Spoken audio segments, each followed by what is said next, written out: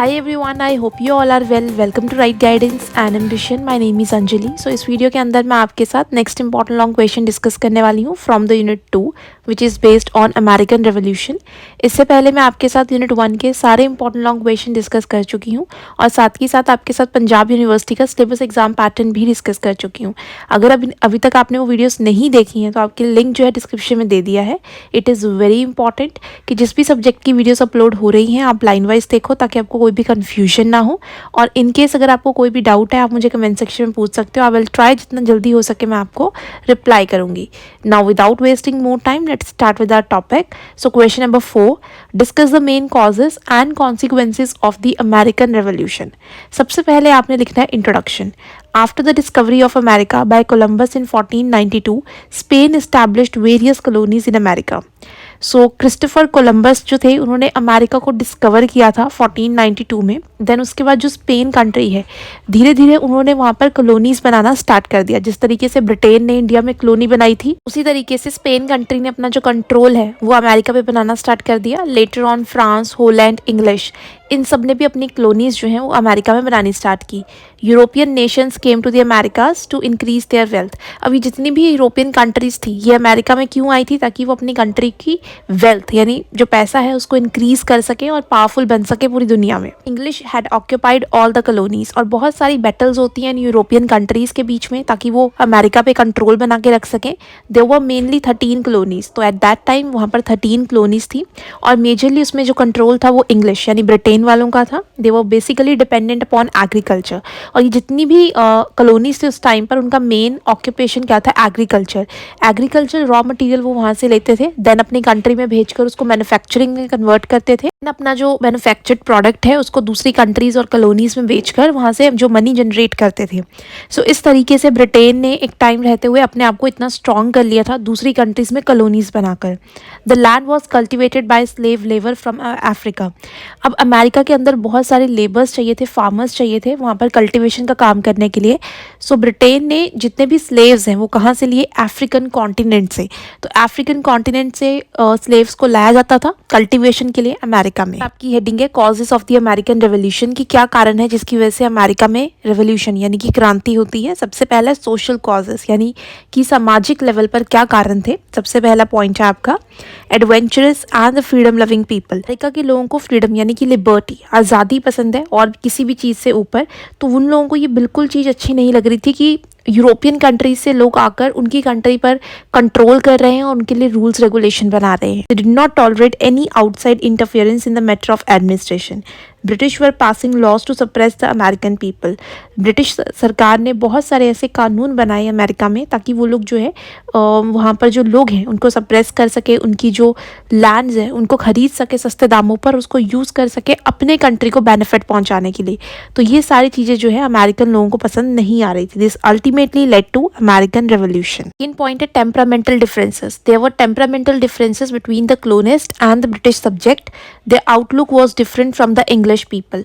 जो अमेरिकन लोग थे जिन्हें कॉलोनिस्ट बनाया गया था और दूसरी तरफ जो ब्रिटिशर्स थे जिन्होंने उसको कॉलोनी बनाया था, दोनों के पॉइंट ऑफ व्यू और दोनों की सोच समझ में बहुत डिफरेंसेस था। It's like the English who had deprived them of their own land. American लोगों को बिल्कुल भी ब्रिटिशर्स पसंद नहीं आ रहे थे क्योंकि वो उनसे उनकी ज़मीनें जो हैं वो धीरे धीरे कैप्चर करते जा रहे थे और उन ज़मीनों पर अपने मर्जी से प्रोडक्शन का काम कर रहे थे। Restrictions imposed by the British government increased anger.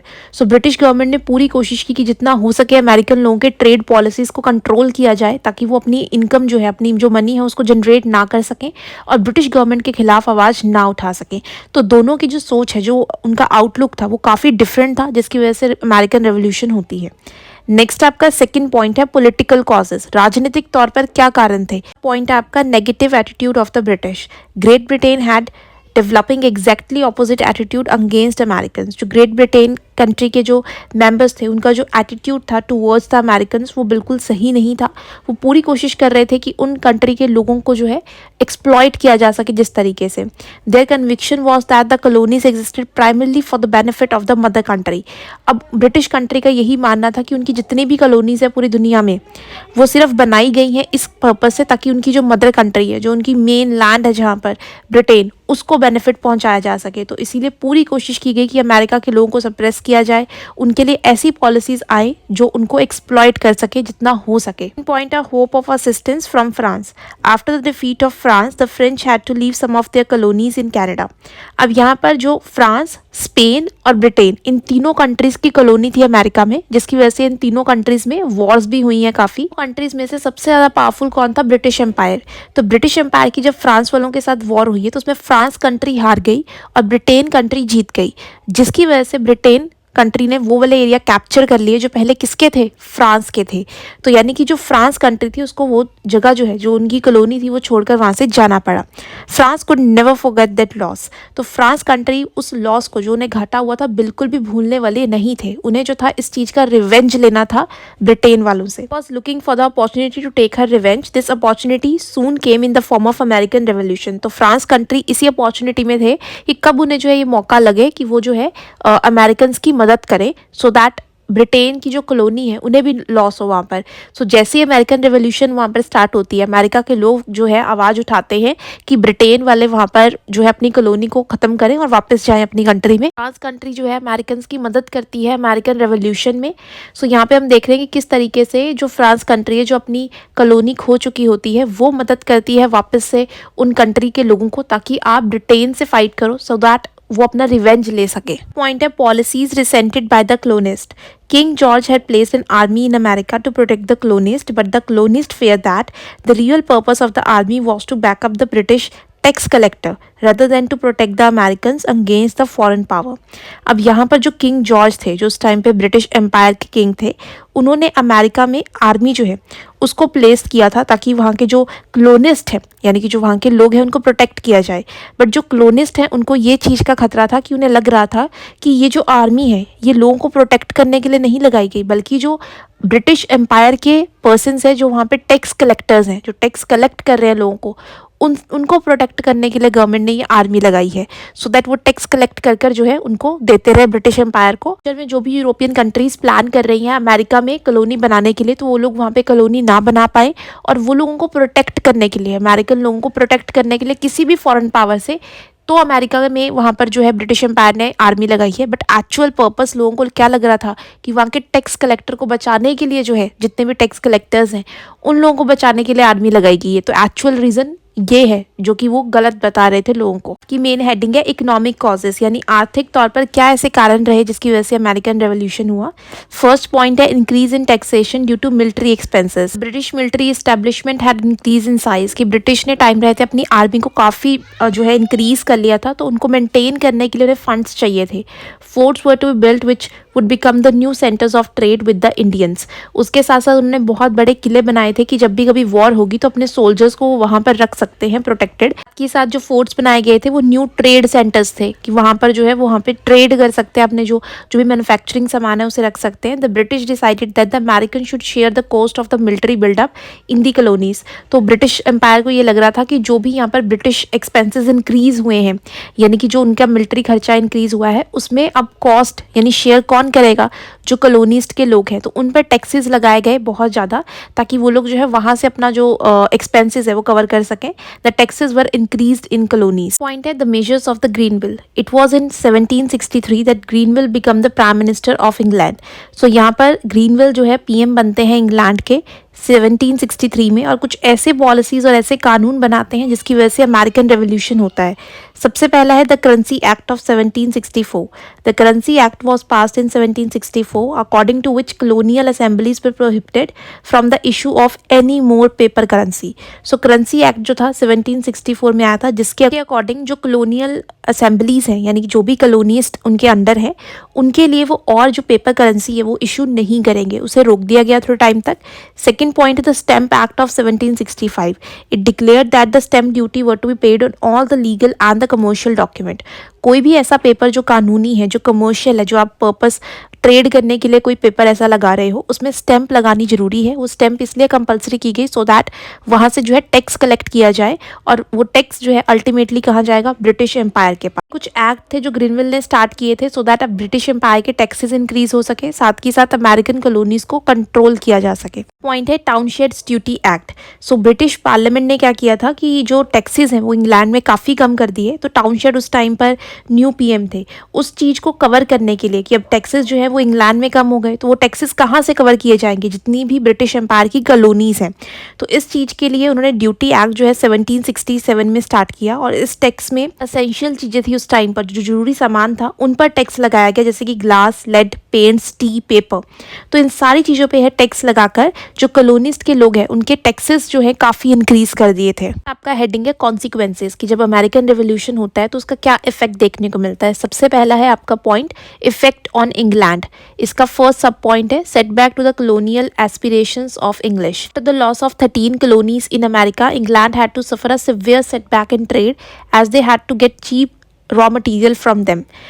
America में ब्रिटिश एम्पायर की 13 कॉलोनीज़ थी, यानी कि ऐसी कॉलोनीज़ जहाँ पर उनका पूरा कंट्रोल था, जहाँ से वो रॉ मटेरियल लेते थे अपनी इंडस्ट्रीज़ के लिए। जैसे ही अमेरिकन रेवोल्यूशन होती है, ये 13 कॉलोनीज़ जो हैं ब्रिटिश एम्पायर के हाथ से चली जाती हैं और वहाँ पर अमेरिकन लोगों का कंट्रोल हो जाता है। तो इसकी वजह से इंग्लैंड को बहुत लॉस होता है ट्रेड में, जिसकी वजह से उनको जो रॉ मटेरियल वहाँ से मिल रहा था इतने चीप रेट्स पे, अब वो नहीं अवेलेबल हो पाएगा। They also lost important markets where they could dispose of their finished products. सिर्फ रॉ मटेरियल वो वहाँ से लेते ही नहीं थे, रॉ मटेरियल खरीद कर उसे जो है मैन्युफैक्चरिंग में कन्वर्ट कर कर वो वापस उन कंट्रीज़ में बेचते भी थे। यानी कि उनकी जो मार्केट थी जहाँ पर वो लोग वो सामान फिनिश्ड प्रोडक्ट्स जो है वो बेच रहे हैं, उनके हाथ से चली गई। तो इससे हम ये कह सकते हैं कि इंग्लैंड कंट्री को काफ़ी नुकसान हुआ था। सेकेंड पॉइंट है breaking up of personal ambitions of George III. Blame for the entire defeat in America was put on the George III and his unwilling ministers. जो भी अमेरिकन रेवोल्यूशन में जो नुकसान होता है इंग्लैंड कंट्री को, वो सारा ब्लेम किस पर जाता है, जॉर्ज III और उनके मिनिस्टर्स पे। This issue was discussed in the British parliament. ये पूरा जो इशू है इसको डिस्कस किया जाता है डिटेल से कि क्यों ब्रिटिश एम्पायर की जो 13 कॉलोनीज़ है वो अमेरिका में चली गई, क्या रीज़न रहे होंगे उसके। Who decided to check the powers of the king. American revolution के बाद ब्रिटिश पार्लियामेंट ये डिसाइड करते हैं कि वहाँ के जो किंग हैं उनकी पावर को लिमिट किया जाएगा। अब किंग के पास जो है अनलिमिटेड पावर नहीं होगी। अगर किंग को कोई भी डिसीजन लेना है वो ब्रिटिश पार्लियामेंट के साथ मिलकर लेंगे। तो यहाँ से क्या पता लग रहा है कि जो अमेरिकन रेवोल्यूशन है उससे अमेरिका तो फ्री हुआ, साथ ही साथ जो ब्रिटिश कंट्री है उनके जो किंग है उनकी पावर को भी लिमिट कर दिया गया। थर्ड पॉइंट है setback to British prestige. The loss of American colonies was a great loss to their prestige. जैसे ही वो 13 कॉलोनीज वहाँ से हारते हैं तो ये उनके रिस्पेक्ट की बात होती है कि उनकी जो रिस्पेक्ट थी ऑल ओवर द वर्ल्ड, कि एक टाइम पे ब्रिटेन कंट्री थी जिसके पास 60 कंट्रीज थी उनके कंट्रोल में, और धीरे धीरे कर कर जब उनकी कंट्रीज वो जानी स्टार्ट हुई तो वो उनके रिस्पेक्ट प्रेस्टीज को काफ़ी उससे हार्म हुआ। This loss after the treaty of Paris caused people to think that the sun of England greatness had set.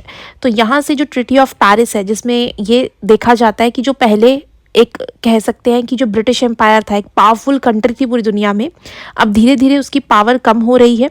और ये भी साथ में जो लोग हैं वो सोचना स्टार्ट कर देते हैं कि जो इंग्लैंड था जिसमें ये बोला जाता था कि एक ऐसी कंट्री जिसमें जो सन है वो कभी नहीं डूबता है, एक टाइम पर जब 60 कंट्रीज पूरी दुनिया में होंगी तो एक कंट्री में जब दिन होगा तो जब वो दूसरी कंट्री में जाएंगे तो वहाँ पर जब रात होगी तो दूसरी कंट्री में दिन होगा। तो ऐसा एम्पायर जिसने इतना अपने आप को इस्टेब्लिश कर लिया है कि उसका सन जो है वो कभी सेट हो ही नहीं सकता।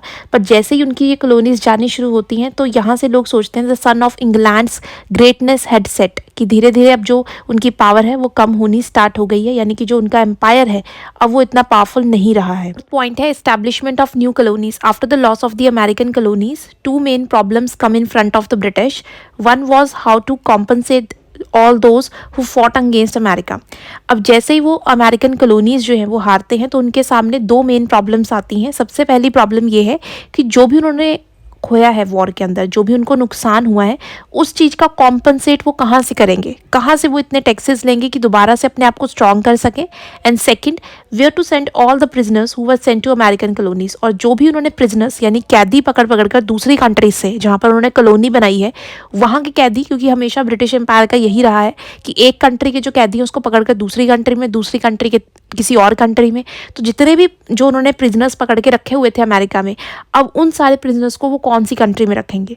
तो ये मेन जो प्रॉब्लम है वो उनके सामने निकल के आती है। तो उन्हें अब यहाँ से लगता है कि उन्हें और नई कॉलोनीज इस्टेब्लिश करनी पड़ेंगी वर्ल्ड में। तो आपका सेकेंड पॉइंट है इफेक्ट्स ऑन अमेरिका, कि अमेरिकन रेवोल्यूशन के बाद अमेरिकन कंट्री पे क्या इफेक्ट देखने को मिलता है। सबसे पहला पॉइंट है आपका emergence of USA. The 13 colonies were free from the British rule, England recognize their independence. So जो 13 colonies थी जो पहले ब्रिटिश एम्पायर के रूल के अंडर थी, अब वो फ्री हो चुकी थी और इंग्लैंड ने उन्हें इंडिपेंडेंट डिक्लेयर कर दिया था।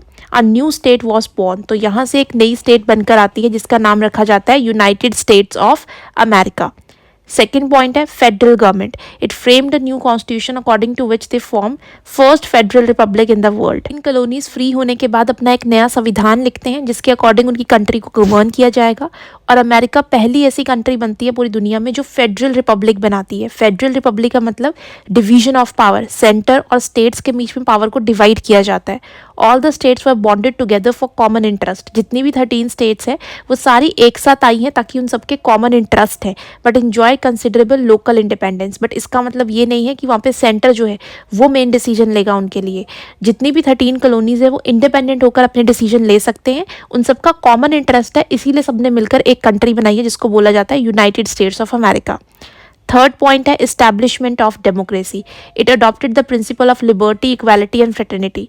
जैसे यूएसए फ्री होता है उनकी कंट्री में जो मेन प्रिंसिपल्स हैं, जो सिद्धांत है वो फॉलो किए जाते हैं। लिबर्टी यानी लोगों को फ्रीडम दी जाएगी, इक्वालिटी सब लोग समान होंगे, फ्रेटर्निटी फीलिंग ऑफ ब्रदरहुड, किसी के साथ भी कोई डिस्क्रिमिनेशन नहीं होगा।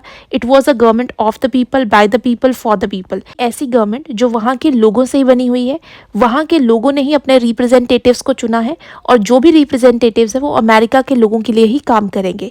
तो वहाँ पे डेमोक्रेसी की जो शुरुआत है वो अमेरिका में स्टार्ट हो जाती है जैसे ही अमेरिका कंट्री फ्री होती है ब्रिटिश रूल से। तो आपका थर्ड मेन पॉइंट है इफेक्ट ऑन फ्रांस, कि अमेरिकन रेवोल्यूशन के बाद फ्रांस कंट्री के ऊपर क्या इफेक्ट्स देखने को मिलते हैं। सबसे पहला पॉइंट है regained her lost Prestige. France was defeated in the 7-year war by the British. जैसे कि मैंने आपको पहले ही बताया कि ब्रिटिश और फ्रांस के बीच में जो 7-year वॉर है वो हुई थी, उसमें फ्रांस कंट्री हार गई थी, और उनकी जितनी भी कॉलोनीज थी उस पर किसने कंट्रोल कैप्चर किया था, ब्रिटिश एम्पायर ने। According to the treaty of Paris the French got many of her settlement back in India. तो इसी ट्रीटी ऑफ पेरिस में यानी कि एक संधि साइन होती है ब्रिटेन और फ्रांस वालों के बीच में, जिसमें जो भी उन्हें लॉस हुआ था उस 7-year वॉर के अंदर ब्रिटिश एम्पायर जो है उन्हें कॉम्पनसेट करता है। यानी कि अब वो कॉलोनीज तो चली गई अमेरिका वाली, बट जो बाकी कहीं और कॉलोनीज, जैसे इंडिया भी उस टाइम पर दोनों कंट्रीज़ के रूल में था, तो उन्होंने ब्रिटिश एम्पायर ने ये प्रॉमिस किया फ्रेंच एम्पायर को कि हम आपको इंडिया में जो है वो सेटलमेंट्स वापस करेंगे। तो यानी कि जो खोई हुई रिस्पेक्ट थी, जो प्रेस्टीज थी फ्रांस कंट्री की, वो वापस मिल गई अमेरिकन रेवोल्यूशन के बाद। पॉइंट है speeded up the revolution in France. They started thinking that if they could help the Americans in achieving their freedom they themselves could fight for their own freedom. जैसे कि हमें पता है France country ने मदद की थी अमेरिकन लोगों को ताकि वो ब्रिटिश एम्पायर के खिलाफ आवाज़ उठा सके, क्योंकि फ्रांस कंट्री को बदला लेना था ब्रिटिश एम्पायर से। तो यहाँ पर जितने भी लोग हैं वो ये सोचते हैं कि अगर हम अमेरिकन लोगों की मदद कर सकते हैं उनकी फ्रीडम दिलवाने के लिए, तो हम अपनी कंट्री में अपने किंग के खिलाफ आवाज़ क्यों नहीं उठा सकते। क्योंकि कहीं ना कहीं फ्रांस कंट्री के अंदर भी जो किंग थे वो डिक्टेटर बने हुए थे, वो टैक्सेस लगा रहे थे। जो भी वॉर्स वगैरह होती थी दूसरी कंट्री में और नुकसान होता था, वो सारे टैक्सेस लोगों से कलेक्ट किए जाते थे। तो लोगों का जो पॉइंट ऑफ व्यू है अपनी गवर्नमेंट को लेके वो काफ़ी चेंज हो गया। लोगों को लगा कि वो भी जो है अपनी गवर्नमेंट के खिलाफ आवाज़ उठा सकते हैं, अपनी फ्रीडम जो है वो उनसे ले सकते हैं। Brought back the slogan liberty, equality, fraternity. ये सबसे जो फेमस फ्रेंच रेवोल्यूशन का एक स्लोगन है जिसमें लोगों ने आवाज़ उठाई कि हमें भी फ्रीडम, इक्वालिटी और फ्रेटर्निटी चाहिए अपनी कंट्री में। They soon plunge themself in the war against Louis 14। तो लुइस 14 उस टाइम पे फ्रांस के किंग थे, उनके खिलाफ लोगों ने आवाज़ उठाई ताकि वो लोग जो है अपनी फ्रीडम जो है उनसे ले सकें। ये कह सकते हैं कि अमेरिकन रेवोल्यूशन होने के बाद फ्रांस कंट्री में भी फ्रेंच रेवोल्यूशन हो जाती है उसी कंट्री के किंग के अगेंस्ट। पॉइंट है bad finances and bankruptcy. In the American revolution France help America with arms. American revolution के अंदर जैसे कि हमें पता है फ्रांस कंट्री ने मदद की थी अमेरिकन लोगों की आर्म्स मतलब वेपन्स देने में, साथ ही साथ अपने सोल्जर्स भी वहाँ पे भेजे थे ताकि वो ब्रिटिश एम्पायर के खिलाफ लड़ सके। Led to the complete shattering of French economy. इसकी वजह से जो फ्रांस कंट्री है उन्हें बहुत नुकसान हुआ, जो उनकी इकोनॉमिक कंडीशन है वो काफ़ी ज़्यादा ख़राब हो गई क्योंकि जो टैक्सेस थे वो धीरे धीरे ख़त्म होने स्टार्ट हुए। जो उनका जो कर्जा है जो उन्होंने दूसरी कंट्री से लिया था अपनी कंट्री को स्ट्रॉन्ग करने के लिए वो इंक्रीज़ होता गया क्योंकि वो लोग जो थे किसी थर्ड पार्टी की मदद कर रहे थे ताकि वो ब्रिटिश एम्पायर को हरा सकें। तो आपका फोर्थ पॉइंट है इफेक्ट्स ऑन वर्ल्ड वाइड की पूरी दुनिया पे अमेरिकन रेवोल्यूशन का क्या इफेक्ट पड़ता है। सबसे पहले तो for the first time in the history of the world a federal government was formed कि पहली बार दुनिया की किसी भी कंट्री में फेडरल गवर्नमेंट बनती है, यानी ऐसी सरकार जिसमें पावर को डिवाइड किया जाता है। सेंट्रल गवर्नमेंट भी बनती है और स्टेट गवर्नमेंट्स भी बनती हैं। For the first time a written constitution was prepared. किसी कंट्री ने अपना जो कॉन्स्टिट्यूशन है वो लिखा था, यानी कि संविधान जिस तरीके से उनकी कंट्री को गवर्न किया जाएगा। This become a model for the other nation. तो ये दूसरी कंट्रीज के लिए एग्जाम्पल था जिस तरीके से उन्हें गवर्नमेंट्स चलानी है। And many countries of the world adopted this. और इस कंट्री के जो कॉन्स्टिट्यूशन के प्रोविजंस हैं, जिस तरीके से उन्होंने गवर्नमेंट फॉर्म किया था, उसको फॉलो भी किया बहुत सारी कंट्रीज़ ने। तो ये वर्ल्ड वाइड जो है इफेक्ट देखने को मिलता है अमेरिकन रेवोल्यूशन का। नाउ एंड में conclusion 4 to 5 lines and it is very important to write the conclusion in the end. इससे आपका आंसर जो है कंक्लूड हो जाएगा। कोई भी इंपॉर्टेंट लाइन्स जो हमने पूरे क्वेश्चन में डिस्कस किया पेन में लिख सकते हो। इनकेस आपको लाइन्स नहीं पता लगेंगी, मैंने आपके लिए यहाँ लाइन्स लिख दी हैं, आप यहाँ से रीड कर लेना, बट कंक्लूजन लिखना is must. I hope you will find this video informative and helpful. If you have any doubt related to this video or syllabus, please comment below. Share this video with your friends and subscribe the channel so that you will get the notification on time. All the best achievers. Have a nice day.